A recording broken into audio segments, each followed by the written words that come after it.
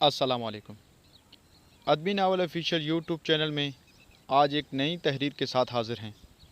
आप तमाम दोस्तों से इल्तमास है कि अभी तक जिन्होंने हमारे चैनल को सब्सक्राइब नहीं किया वो हमारे चैनल को सब्सक्राइब कर दें और दोस्तों के साथ शेयर करना ना भूलें।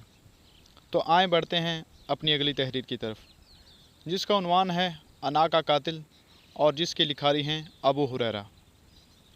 उस्ताद साहब मामूल के मुताबिक बच्चों को घर का काम बताकर क्लास खाली की और बाहर निकल गए।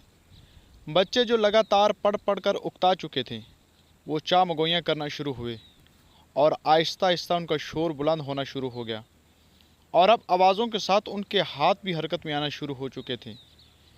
अहमद और बिलाल की आपस में किसी मुतनाज़ा बात पे बहस शुरू हुई जो तवल पकड़ती गई। उनके चेहरे सुर्ख और उनके रवैये बदलने लगे। उनके अल्फाजों में सख्ती दर आई थी। अब सारी क्लास अपने मशागल छोड़कर उनकी तरफ मुतवज्जो तमाशा देख रही थी। क्लास एक अखाड़े का मंजर पेश कर रही थी जिसमें दो पहलवान आपस में गुत्तम गुता थे और बाकी तमाशाई उस कुश्ती से लुत्फ़ अंदोज़ उठा रहे थे। दौरान बहस अचानक बिलाल ने जोश में आकर होश खोया और अहमद को गाली दे डाली।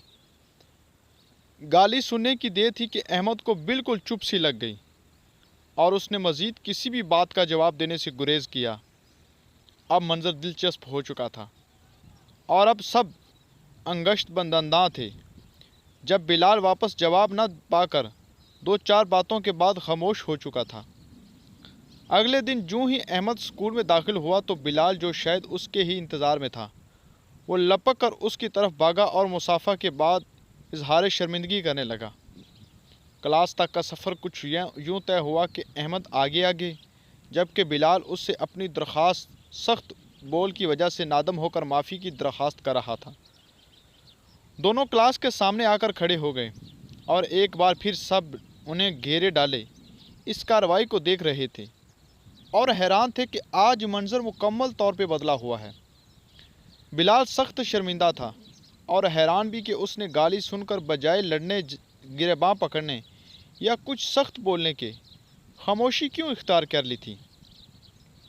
और उसकी इसी खामोशी ने उसे सारा दिन सुख का सांस न लेने दिया और उसके ज़मीर को कचोके लगाकर उसे माफ़ी मांगने पर मजबूर किया था।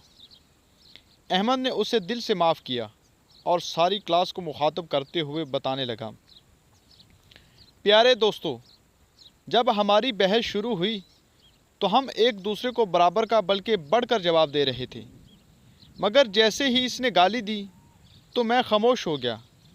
एक तो गाली देना खिलाफ शरअ और ममनू अमल है और रब्बे ताला सख्त नाराज़ होते हैं। दूसरा ये कि अगर मैं गाली का जवाब गाली से देता तो बात बढ़ जाती और हम मग़लूज़ात कहते हुए कुफ़र बकने लगते। तो मैंने खामोशी इख्तियार की ताकि बात आगे न बढ़ सके। तीसरी और सबसे अहम बात यह है कि मुझे इस बुरे फ़ेल से बाज आने और नेक अमल करने का इंतखाब नबी करीम सल्लल्लाहु अलैहि वसल्लम की हदीस मुबारका से मिला है। पैगंबर इस्लाम सल्लल्लाहु अलैहि वसल्लम ने फरमाया, मुसलमान को गाली देना फसक और उससे जंग करना कुफ्र है। बुखारी शरीफ। अबू हुरैरा रज़ी अल्लाह तआला अन्हु से रवायत है कि रसूल अल्लाह सल्लल्लाहु अलैहि वसल्लम ने फरमाया, गाली गलोच करने वाले दो आदमियों में से गाली का गुनाह उनमें से शुरू करने वाले पर होगा जब तक मजलूम हद से आगे न बढ़ जाए। अगर यहाँ गाली का जवाब गाली में देता तो यकीनन मेरा ये अमल हद से तजावज़ करने के ज़मरे में आता और फिर सारा वबाल मेरे सर पर होता। मैं इस वजह से मामला अल्लाह पे छोड़ते हुए खामोश हो गया और अल्लाह ताला ने बेहतरीन अजर दिया कि आपको गलती का एहसास हुआ और हम फिर से एक जैसे दोस्त बन गए। ये एक सच्चा वाक़या है। किरदारों के नाम और कहानी का अंदाज़ बदल दिया गया है।